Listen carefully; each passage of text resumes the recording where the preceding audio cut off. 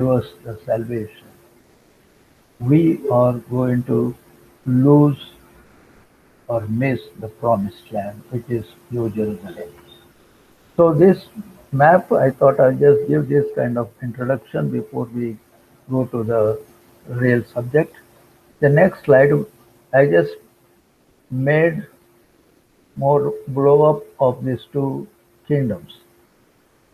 So we see extreme left, United Kingdom, started with Saul, then David and Solomon. Unfortunately, because of their disobedience and the idol worship, the United Kingdom divided into two kingdoms, the Kingdom of Israel and Kingdom of Judah. The Kingdom of Judah, only two tribes are there. They become the southern kingdom. Only Judah and Benjamin, only two are there. Rest of the 10 tribes moved to the north. They called themselves as Israel.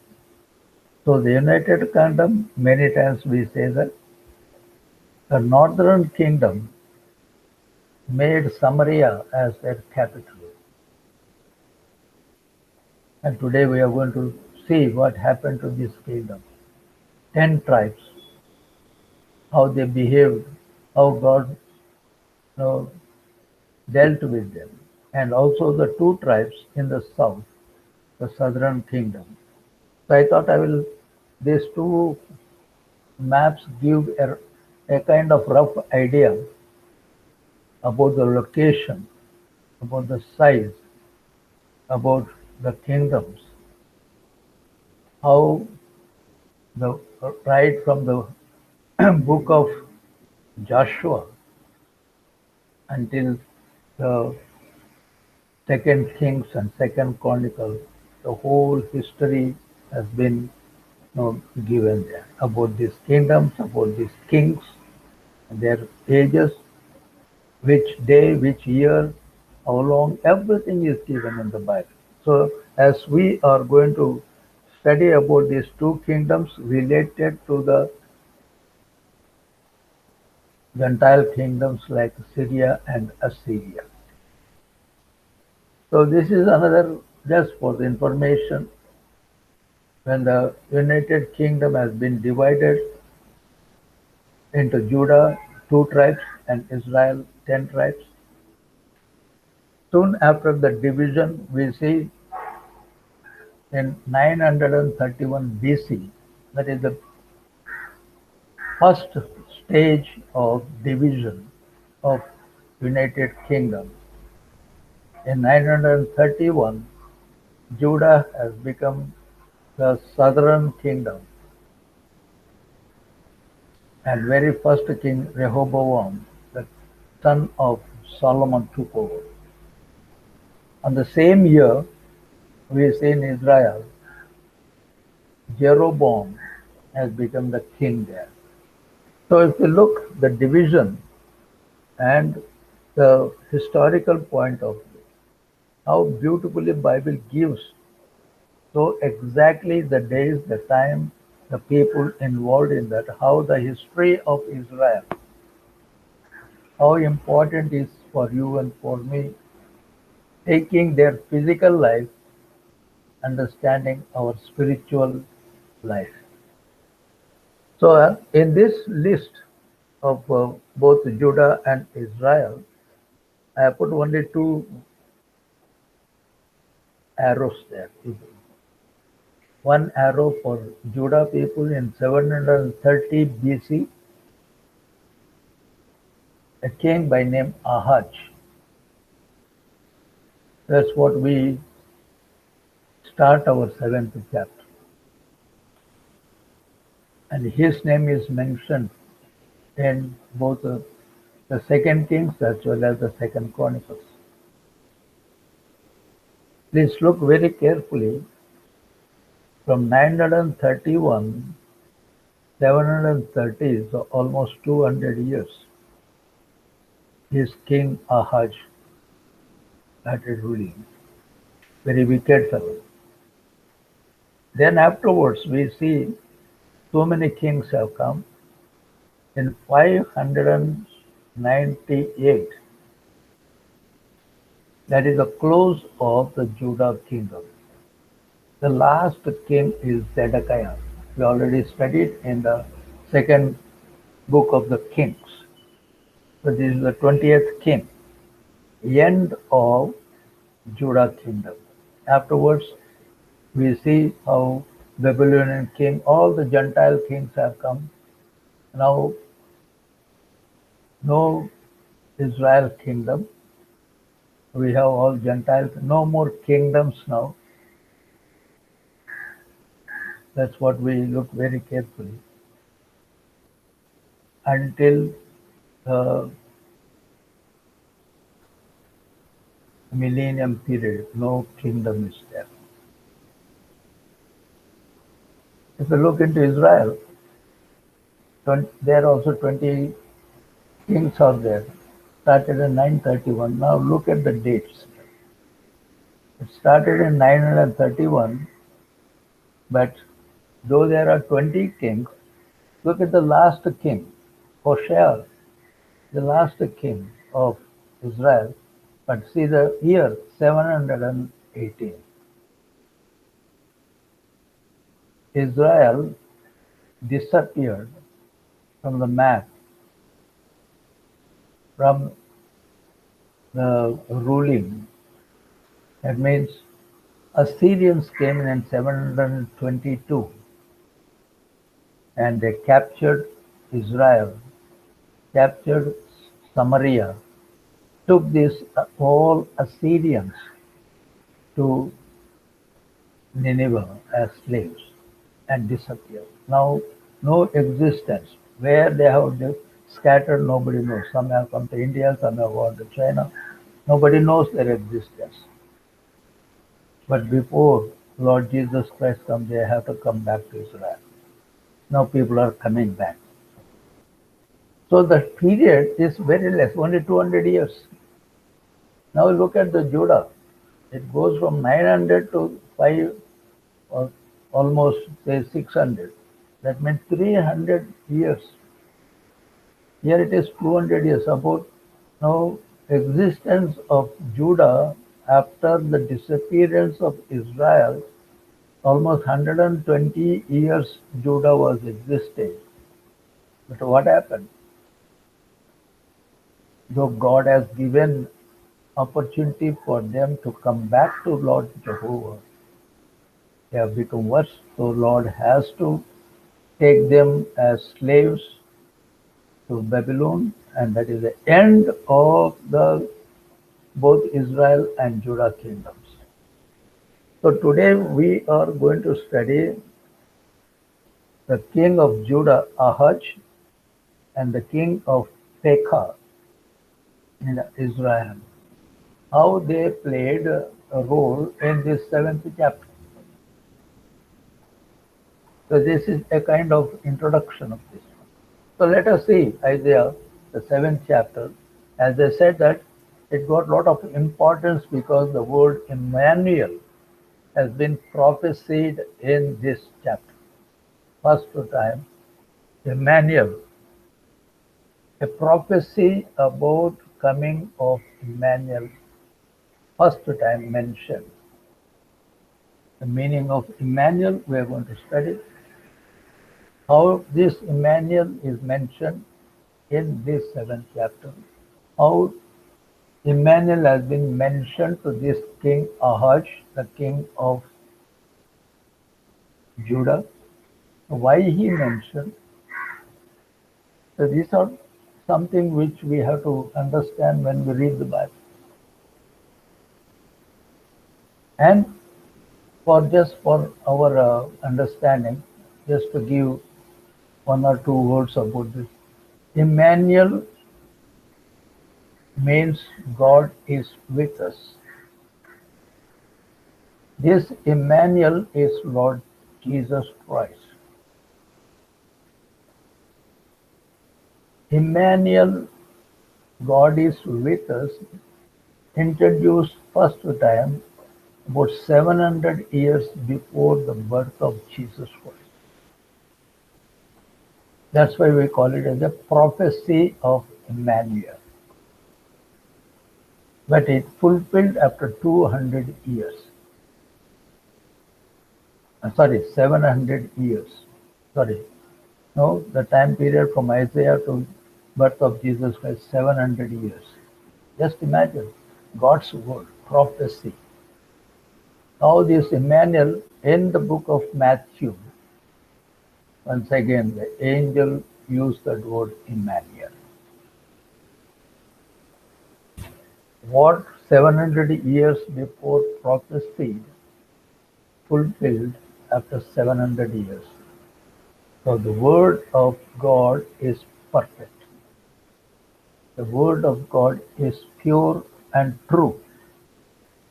The Bible which we read is the holy word. The word is Lord Jesus Christ. This is written by the inspiration of the Holy Spirit. When we cannot play with the word of God, be careful. So how the fulfillment of the prophecy.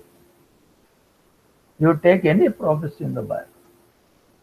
The very first prophecy, always I take it in Genesis 3rd chapter 15th verse. How the crushing of the head of that serpent prophecy fulfilled in the resurrection of Jesus Christ. This is the Bible. This is the Bible.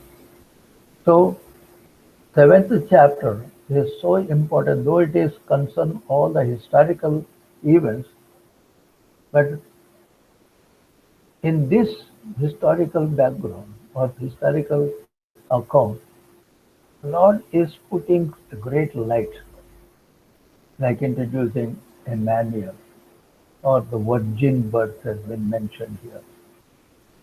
Many times in the Christmas season, on Christmas Day, people they use this Isaiah 7th chapter only to read few words, the virgin's birth. How many of us know when it is mentioned, the time period, the purpose? So let us look into this book. So that is the importance of this chapter. In this chapter, I had already mentioned the Judah king by name Ahaz. He is the son of Jotham and the son of Uzziah.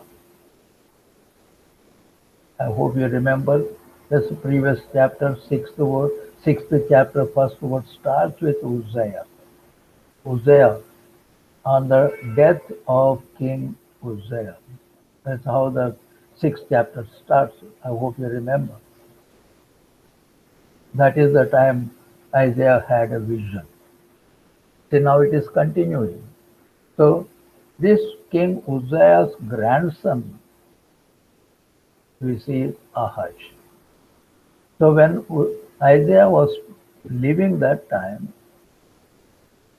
Ahaz has become the king of Judah. That is date also 736 to 720. He was the king of Judah. But unfortunately, he was a very ungodly king. We also saw the life of Uzziah.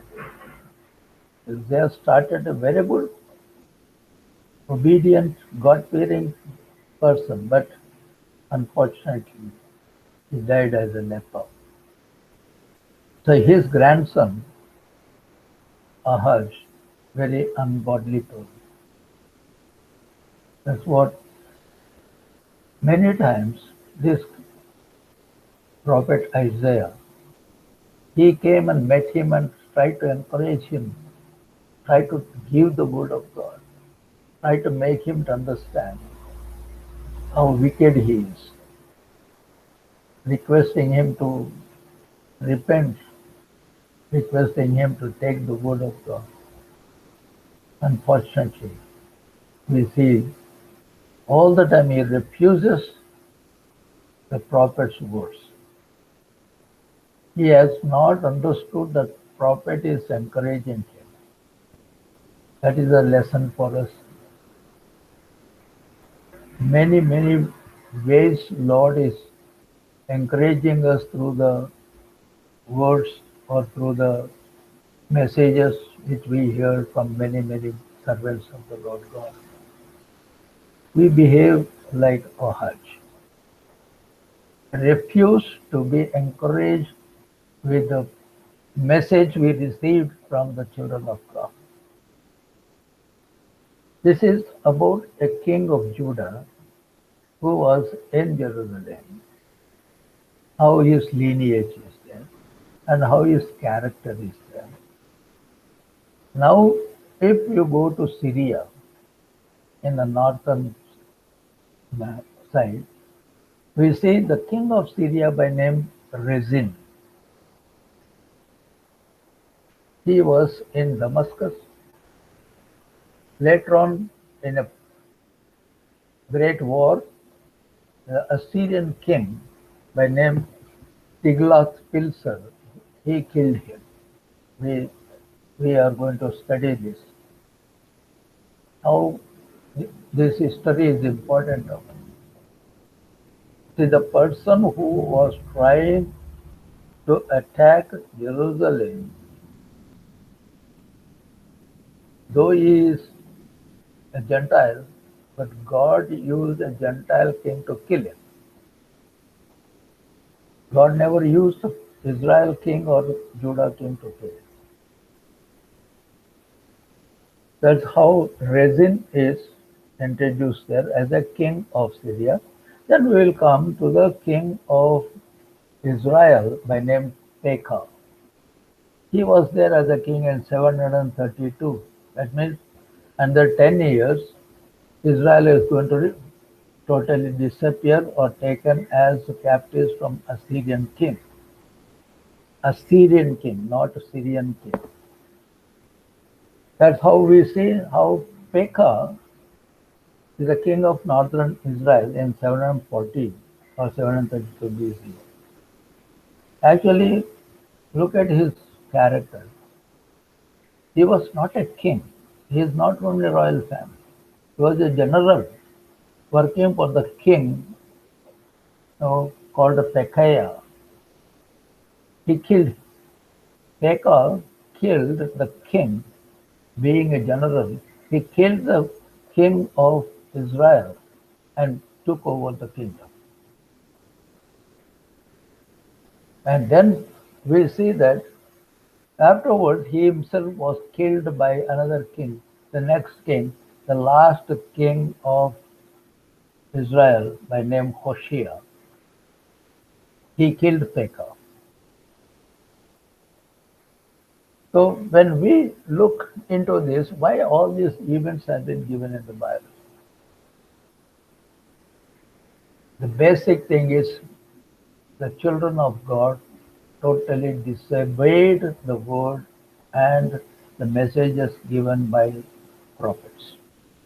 That's why they had to lose everything. And Lord already prophesied that, look, I am going to bring the Gentile people. They will take you as slaves. Already God mentioned that.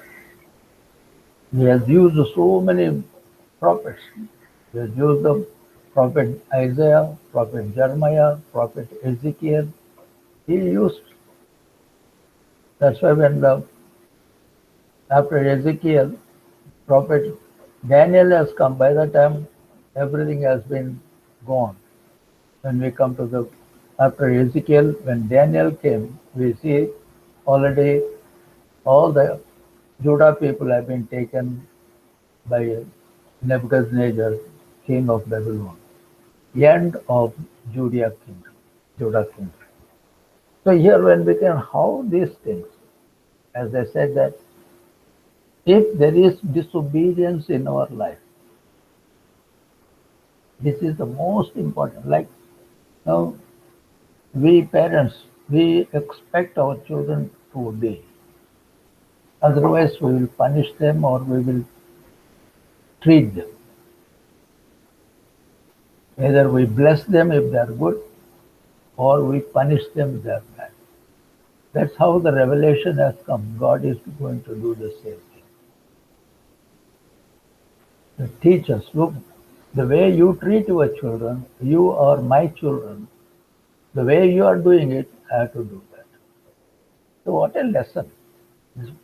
So here the children of God, both Israel and Judah, how they have gone away from the Lord, how they disobeyed the Lord God, how God is now using the Gentile king. First we use how the Syria, the king of Syria, the Syrian king, as I said, Rezin, right?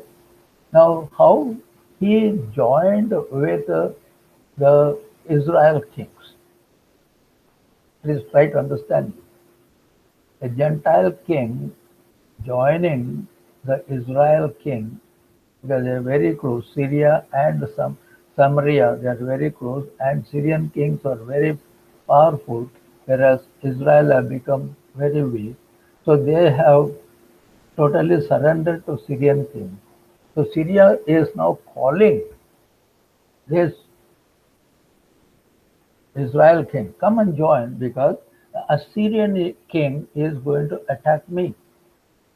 So you come and join me and support me so that we jointly fight against a Syrian king. So his Syrian king made this Israel people as slaves and using them. So when the war is about to start against Assyrian, so this Syria and Israel, they were thinking, why not we go and ask Ahaz, the king of Judah, to join us so that we become more powerful, more strong, so we can go and attack Assyrian king. That's actually happened in 734 BC. But King Ahaz did not agree for that because he is doubting these people. He said, okay, if I join, tomorrow these two people may come and try to attack me because all the time they have eye upon Jerusalem. So he refused. He refused, no, I am not going to join. See how God sometimes without our knowledge gives wisdom to take decisions. So it is only Syria and Israel together went and started having a war against a Syrian king, but unfortunately they lost it. So as we look into the historical background, so Judah here was really trying to comfort, protect himself, and suspecting the Syria and Israel, these people they may come and attack. So he said, let me go and join a Syrian king. That is the mistake here Ahaz has done. And how God protected them, how God took care of them, and how the children of God like Judah were unfaithful to the Lord God. That's what we are going to see in this particular chapter to learn the children of God or we Christians calling ourselves as the children of God. How many of us are obeying, depending upon the Lord God when any problem comes upon us? When Satan is trying to attack us or Satan is trying to use us, how many of us have said, Lord, help me?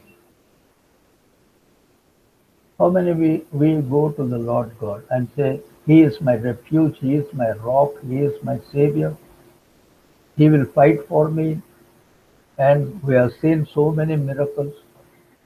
So let me depend on the Lord God. Is it our decision? Look at this King Ahaz, head of the Judah kingdom.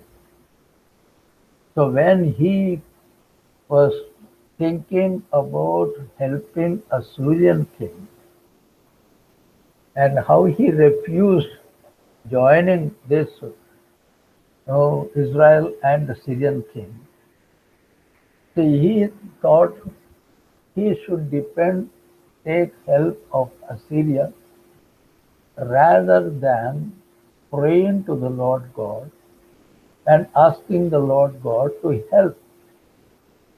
What happened? So our decision in our life is very, very important. If we don't have any knowledge, brain, go to the Lord God, ask the Lord God. That is the mistake this Judah king Ahaz has done. That's why seventh chapter is a great chapter for us to have a great lesson to understand how we should lead our spiritual life. So as I said that by nature this Ahaz was a very wicked king.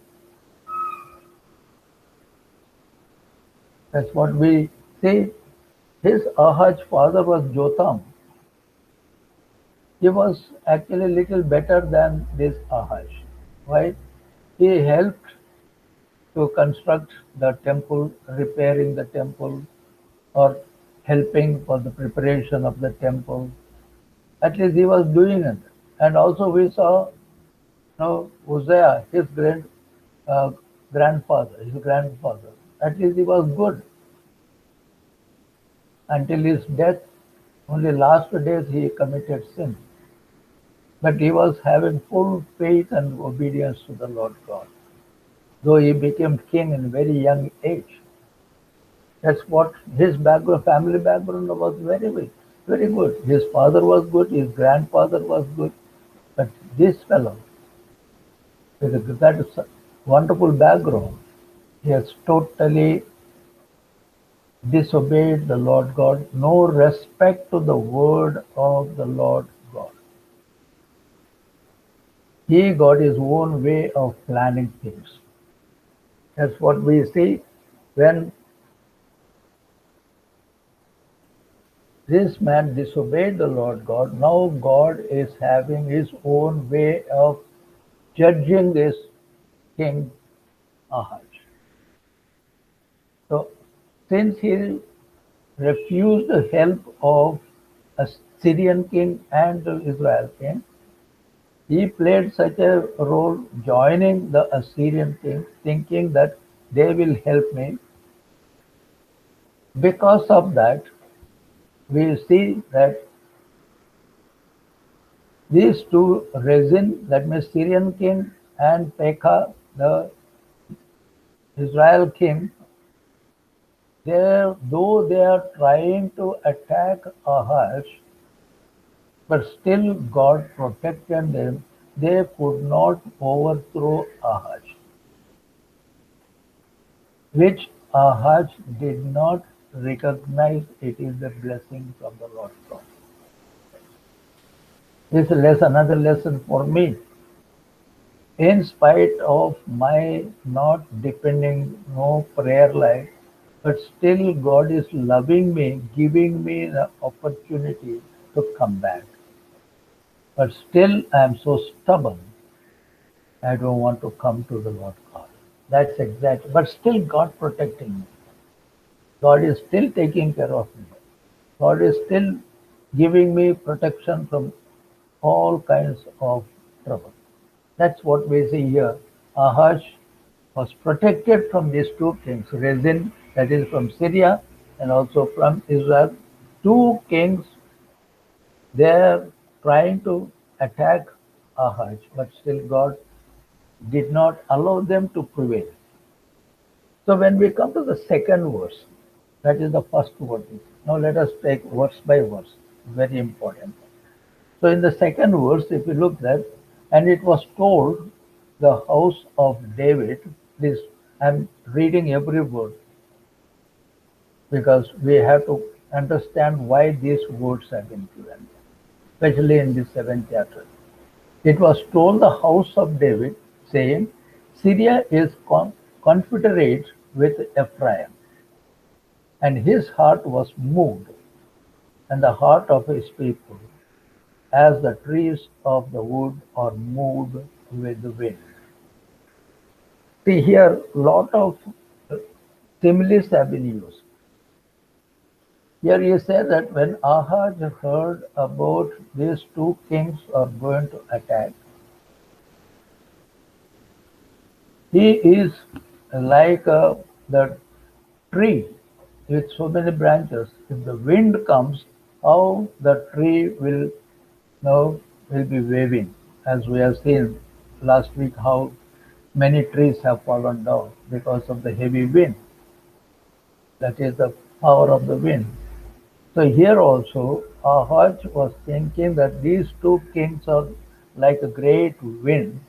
So he and his people are like trees which are affected by this great wind. Why this word house of David mentioned there? From where David has come? Where is the house of David? When we read here, that's why I'm reading the Bible, I'm taking the verse, and it was told the house of David. Where is the house of David? Yes, that is the meaning of Davidic dynasty. That means the descendant of David. That means Ahaz is the descendant of David because he is the king of Judah.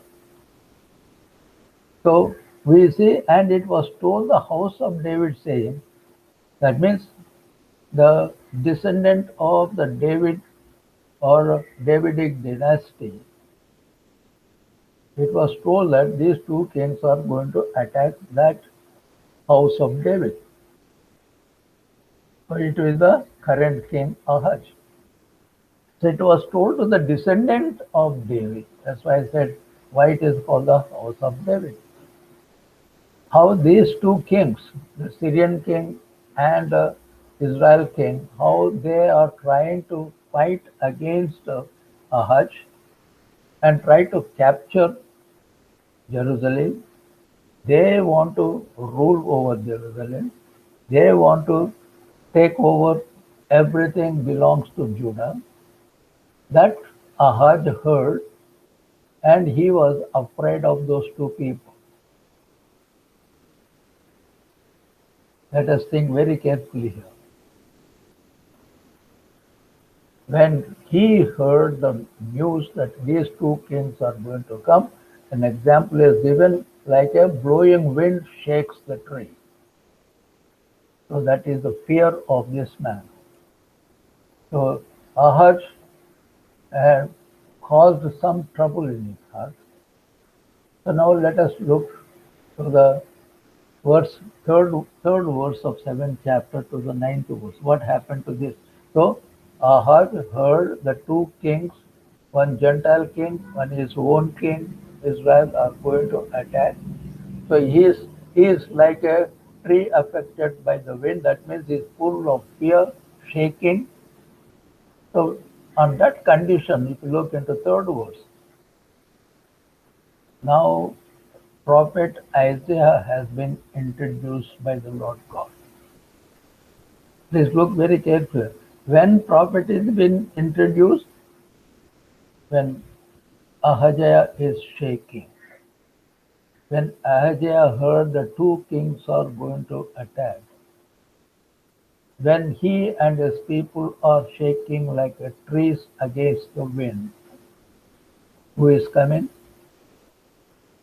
A prophet is coming. Is he coming by his own? No. God is sending prophet Isaiah with a message to Ahaz. Though, please look very carefully here.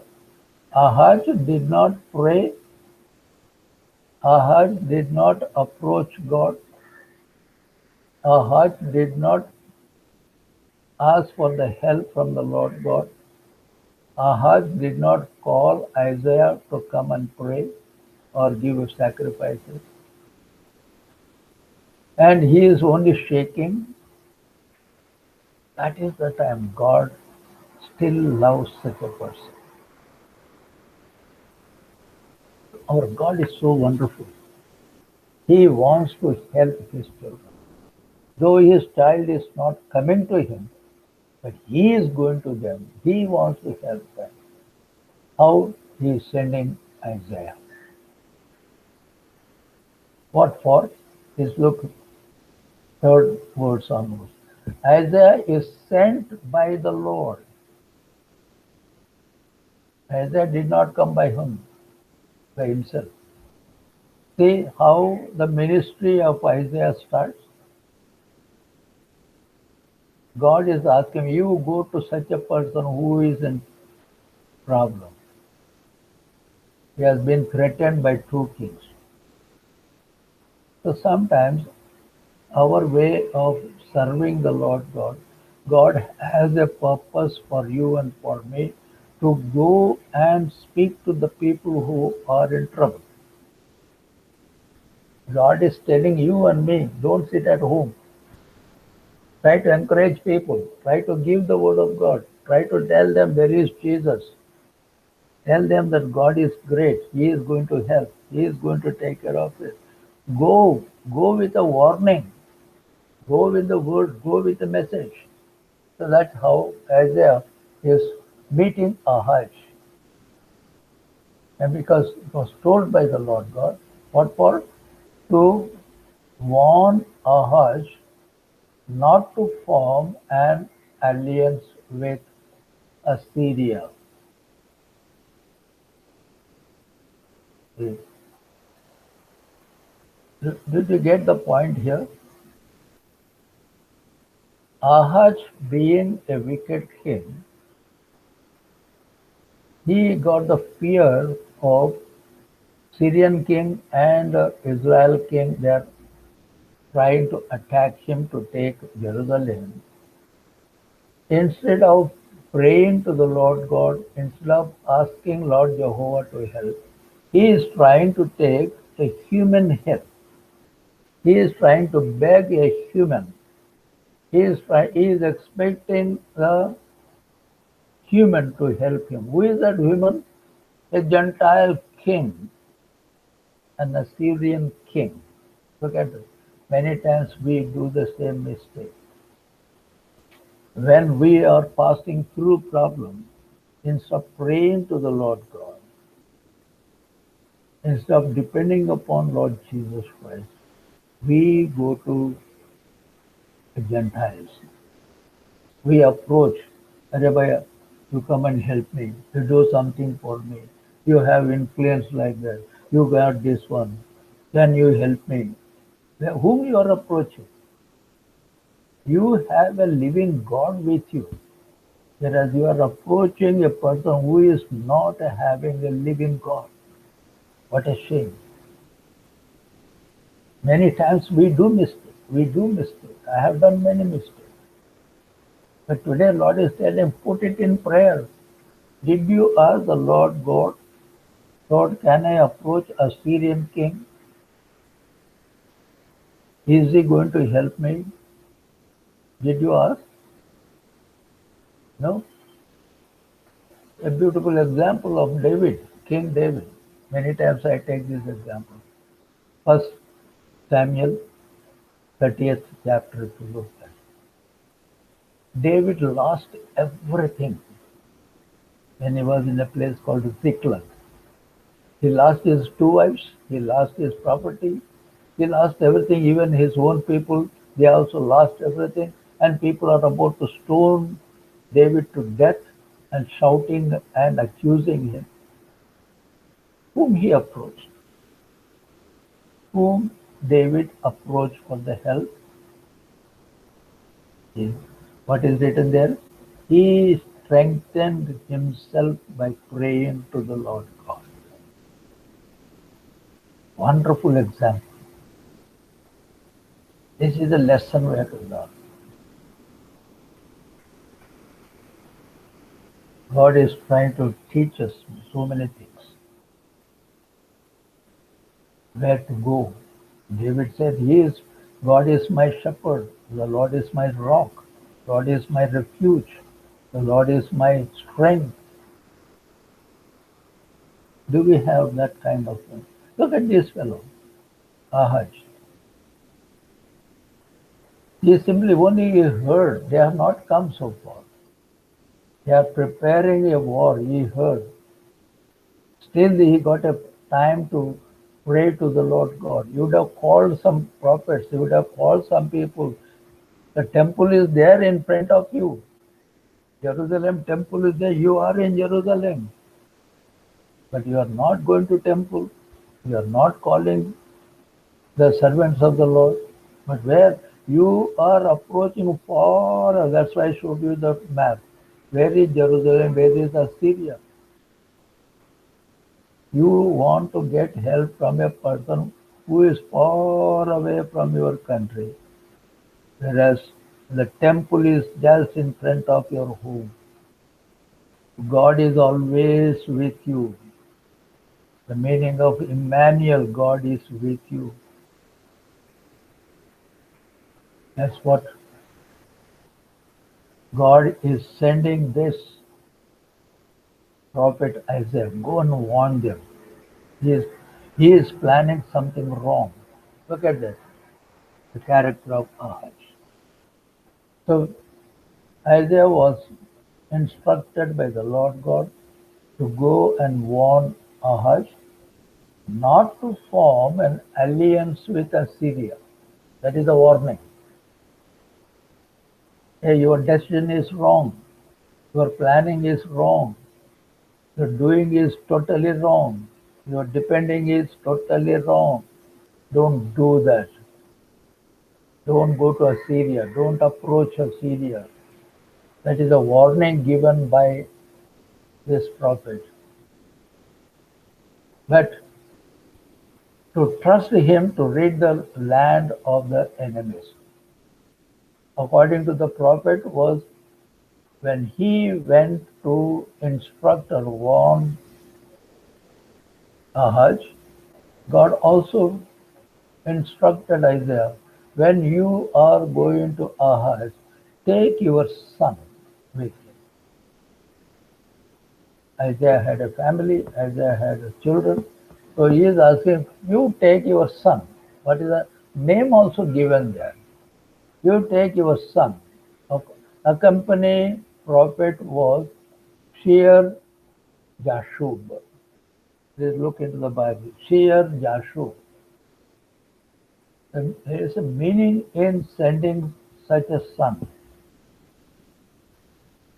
There is a meaning. God always gives a word is full of meaning and power. Maybe Isaiah must be surprising. Why I have to take my son? Your word is enough for me. Lord said, no, no. When you are going to Ahaz to warn him not to join a Syrian king, take your son, Shear Jashub. The meaning of the Shear Jashub means a remnant shall return. Very deep secret there.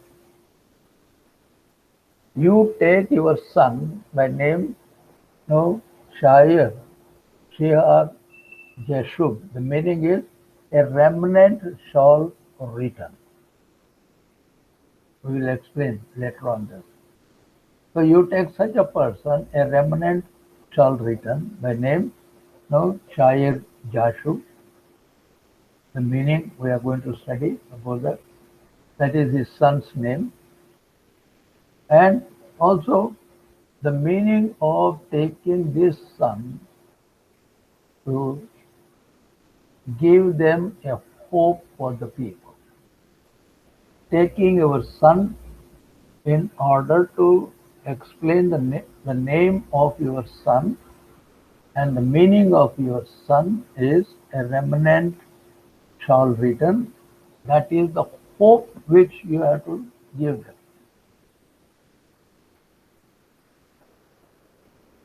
That's what we try to understand that warning. In the warning, don't join a Syrian king.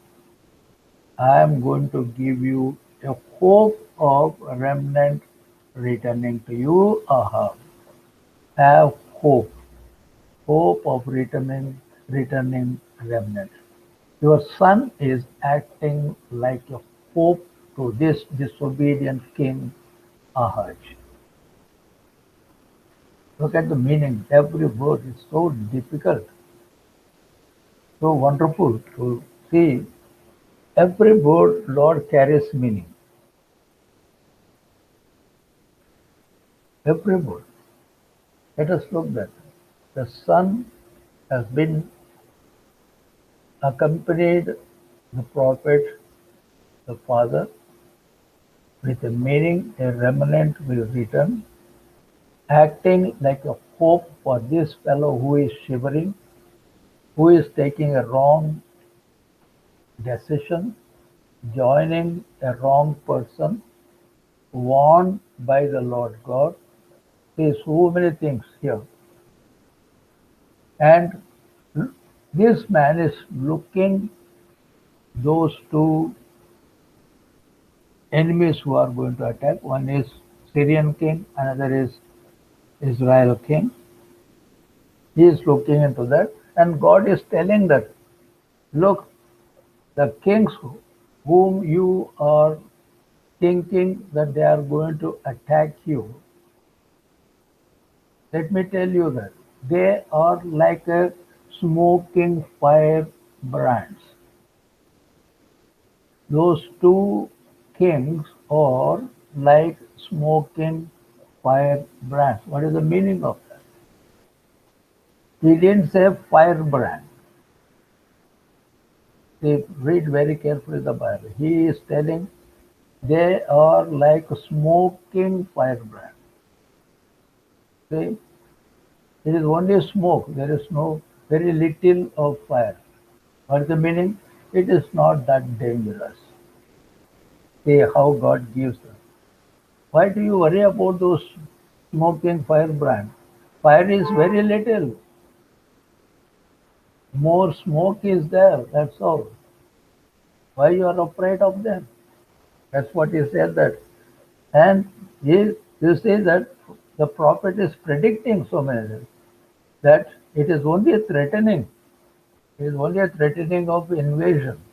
They are just threatening, we are going to attack you, we are going to take Jerusalem, we want to keep our king, we want to take everything from you. It is only threatening.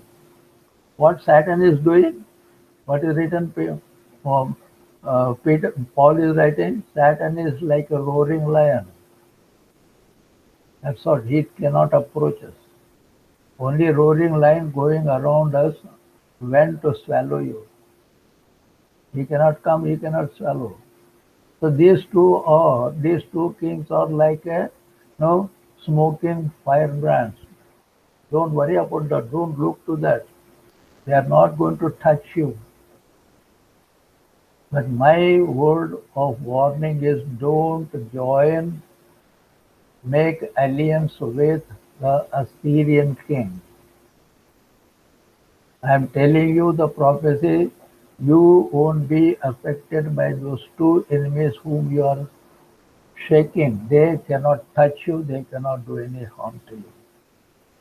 They cannot do anything, they cannot invade you, they cannot remove you. Don't worry about that. But you realize your wrong mistake joining a Assyrian king in order to get help to fight against these two people. Why you are not gone to the Lord God to fight for you? When you are in trouble, you pray to the Lord God. God will fight for you. A beautiful example, as we have seen in Exodus 14:14, what Moses is telling to Israelites when they are standing in front of the Red Sea. He said, be quiet and see the people whom you are seeing, you are not going to see anymore.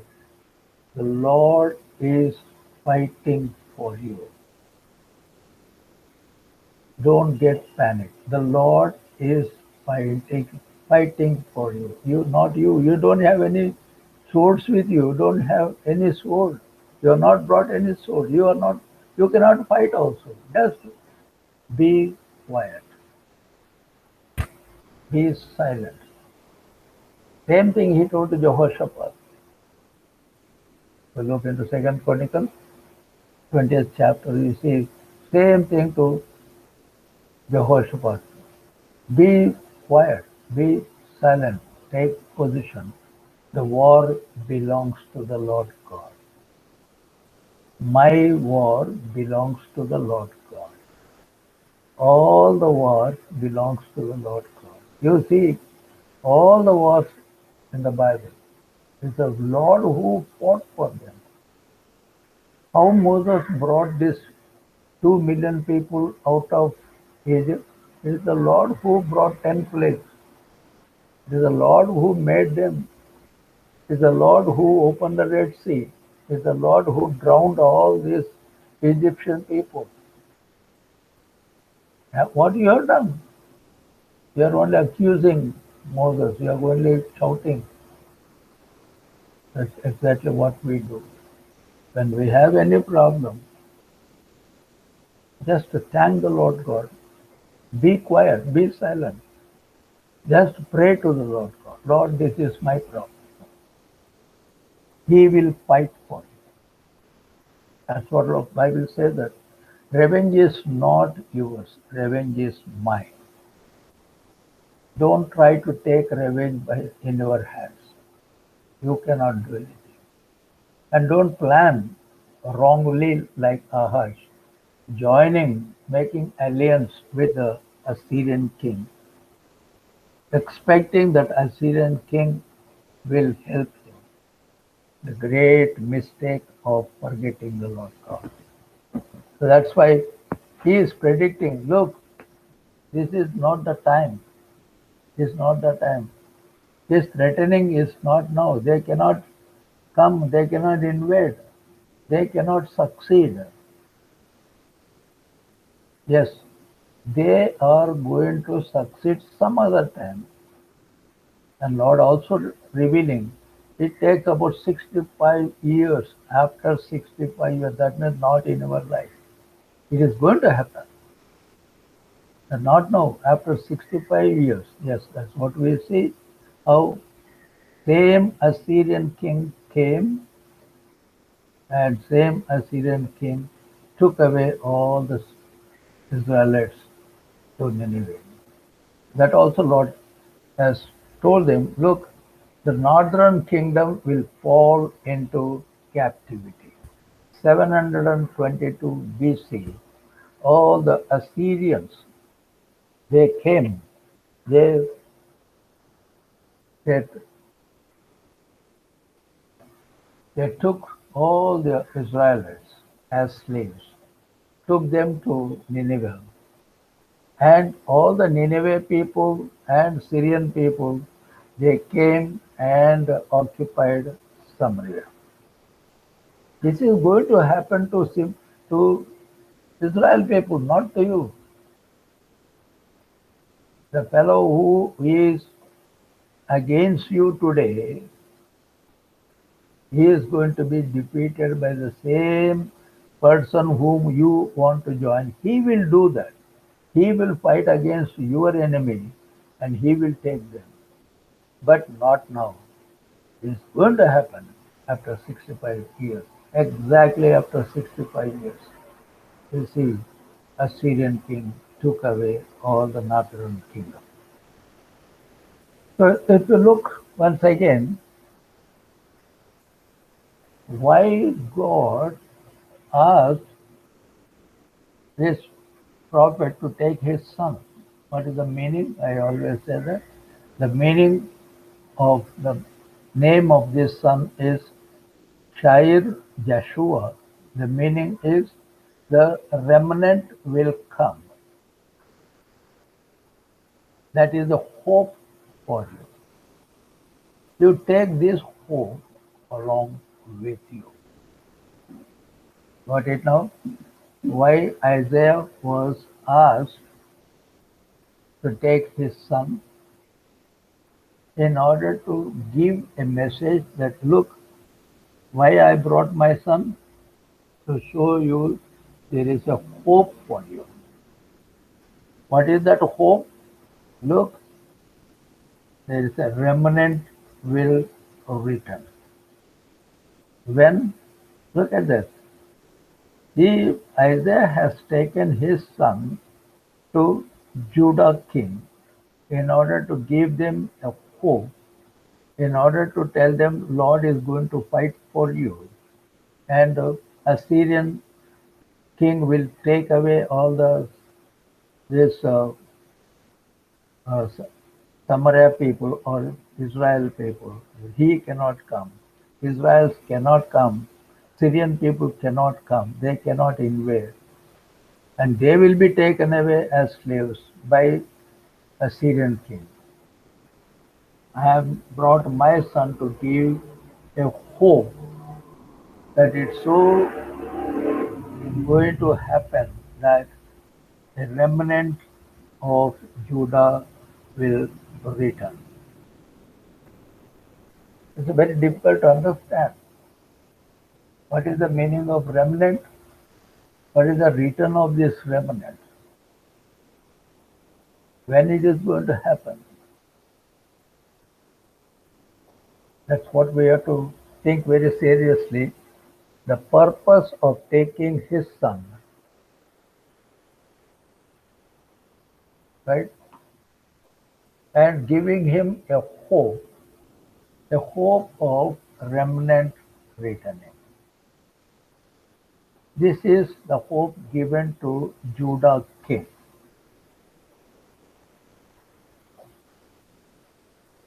That is the meaning of the name of the son of Isaiah, Shear Jashub. That is the hope given by the Lord God, a remnant will return. This is a lesson of God's faithfulness. It is a lesson of God's hope. That is a lesson explained through this son of Isaiah. A very, very deep subject here. Very deep subject. After the book of Isaiah, we have to spend a lot of time to understand. What is that hope? What is that remnant?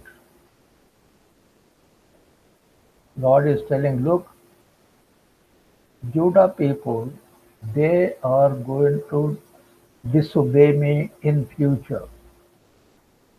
After 200 years or 140 years, you fellows, you are totally going to disobey me. You are already disobeying me. You are not approaching me. You are not praying. But still, I'll give you an opportunity. I'll give you even an example. Look, 722 BC, your brothers, all the Israel people are going to be taken as a captives by a Syrian king, and they will never appear later on anywhere. But after 140 or 200 years, you fellows, you will also disobey me. That is the time I am going to bring Babylonian king. He is going to attack Jerusalem, and he is going to take all people as slaves, destroy Jerusalem, the temple, the city, houses, people, and they will be taken as slaves to Babylon. But after 70 years, when the Medos and the Persians comes, some of the people there are going to return back to Jerusalem. Some, not all. That sum is called the remnant, part of part of this Judah people who have been taken for 70 years as slaves. Some of the people will return back to Jerusalem. Not all. Daniel did not return. Nothing is mentioned, Shadrach, Meshach, Abednego. There are so many people who have taken there, thousands of people. Only few will return. That is called the remnant. That is the hope I am giving to you. It is not going to happen right now. But it is going to happen after 200 years. So I am showing you a kind of sign to you, assuring a hope of Judah people returning, part of the Judah people returning from Babylon. Already I am explaining. That's why, in order to give that warning, that lesson, I asked Isaiah to take his son, named Shear Jashub. That means a remnant shall return, and a hope of return I am giving you. So why God asked Isaiah to take his son? For a purpose, for a lesson. That is what we see. Sometimes God will reveal so many things we don't understand. But there is a message of hope, a message of plan of God. So it is not just you take your son and go. No. Which son you have to take? This is the name. A hope of returning remnant, a time will come. That is the hope I am giving you. Whereas Israelites never return. They have been taken as slaves for totally all time, once for all, to Nineveh and other places. But for you there is a hope. There will be punishment for you, but still there is a hope of some of the people, a remnant will return. What a lesson. What a hope. Today God is giving that kind of hope to you and to me. Maybe when we read Bible, the Bible is showing this Shear Jeshurun, a hope for everybody. There is a hope if we follow the Bible.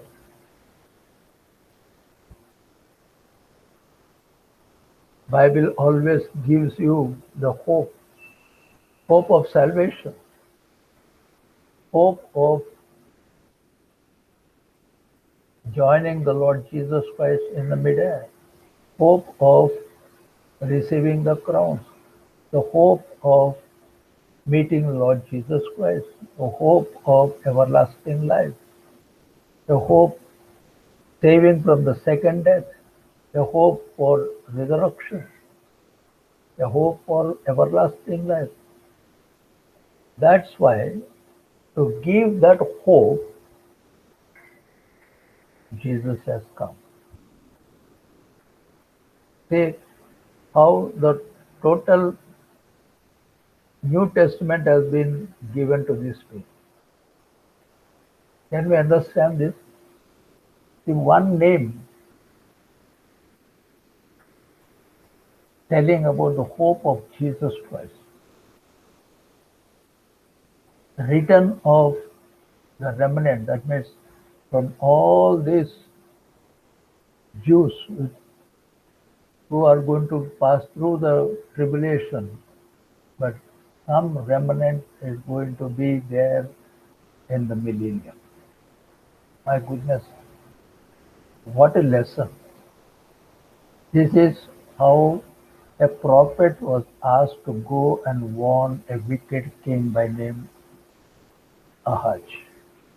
Today, for us also, there is a lot of warning,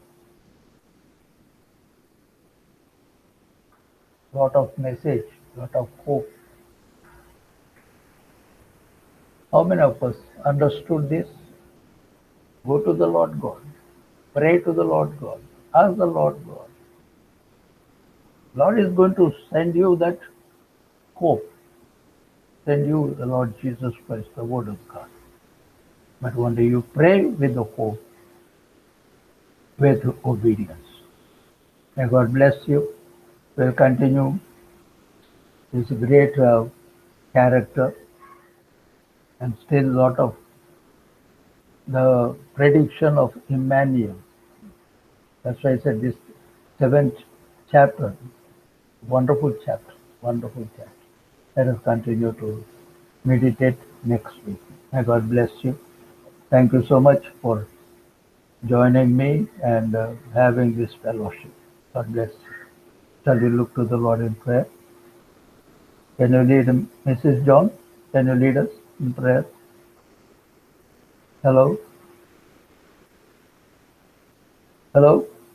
Hello. Please lead us in prayer. Okay. Yes, Uncle. Dearest Lord God and Jesus, we thank you for protecting us and keeping us all safe in this past 1 week.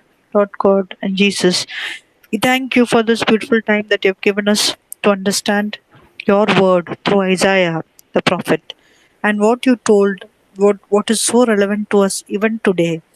In the time of greatest trouble, Ahaz did not look to you for protection, for help, for he did not pray to you. Lord, you're telling us now in this difficult time of COVID, you're telling us to turn to you and to pray to you so that he would give freely his protection and his love to all of us, his children. Lord God, we thank you for all this word that you have taught us, that you would help us to understand more and more of this, of your word through this prophet. What you have told about Jesus and his coming 700 years before his birth, Lord God. We thank you for Jesus. We thank you for the salvation that you have brought and given to all of us. We thank you for that, Lord. We pray specially that you would heal us and protect us and keep us safe. Lord, we also pray for all our neighbors. Any of us, of our neighbors who are suffering from the disease, Lord, we pray that you would bring, Lord Jesus, that you would bring your healing touch on all of them and that you would heal them. We pray in the name of precious name of Jesus, to Lord our God. Amen. Amen. Amen. Thank you so much. God bless you. Thank you, Uncle. Thank you Thank so you. much. Thank you.